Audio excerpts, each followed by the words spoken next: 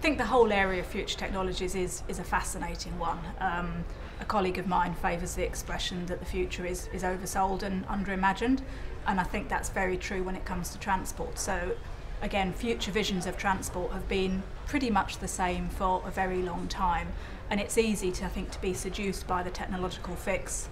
And previously it was, you know, we were all going to travel around with jetpacks on our backs. Now it's autonomous vehicles. They will have a role, I think, in the future.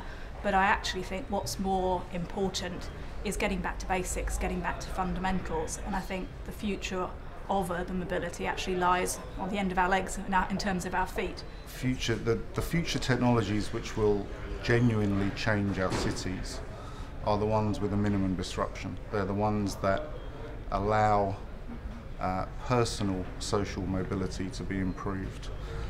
I'm not convinced by driverless cars or levitating magnetic pods yet, because I think they will be too intrusive.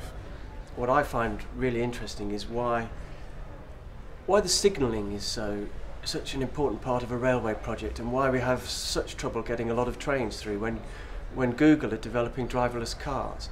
So I think there's perhaps crossovers that, although the media likes to talk about driverless cars, there's perhaps ways in which some of that technology can influence other mass transport systems, and we can actually drive a lot more use out of things like railway systems, which of course I'm a great believer in. There's a tendency for architects traditionally to think of space and the environment. You know, we're given a brief, we're given a project, and we think what sort of building is needed.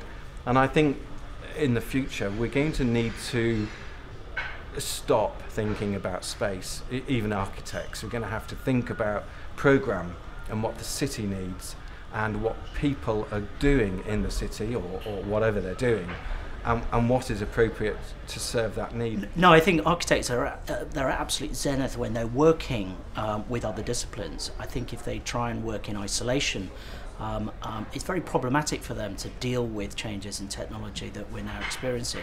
We're having incredibly fast change in not just communications, but incredibly fast changes in the way we're going to move around, the way we're going to move products around, the way we're going to heat and cool our buildings.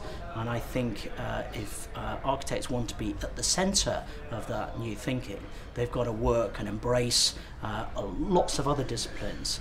There will be more and more, obviously, digital technology and communication which would be involved, and I think we should embrace that. But one should not replace the other one. I think in many ways, I think the physical engagement is more and more needed in an age of digital communication. So, and that's where city come into their to their place, really.